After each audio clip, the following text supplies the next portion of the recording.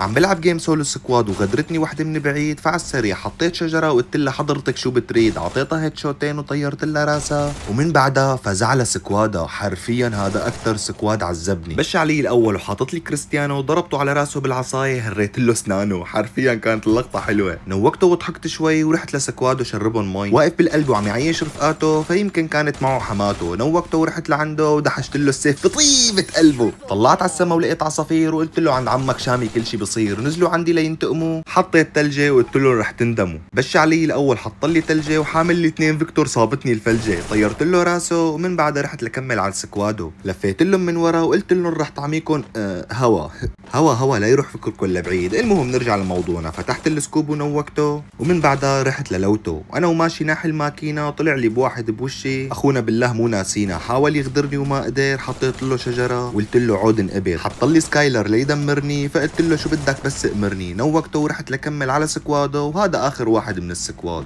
طبعا قبل ما اروح حطيت له السيف بمكان انتم بتعرفوا وين، ومن بعدها رحت لكمل عليه. لقيت واحد نازل من السما، فقلت له البسمه على وشك بدي ارسمها. سحبت له الاكس ام 8 ومن الرعبه فكرني مفعل زيت. وهيك بنكون وصلنا للنهايه. لا تقصروا معي باللايك والفولو، وبشوفكم بفيديو جديد. سلام.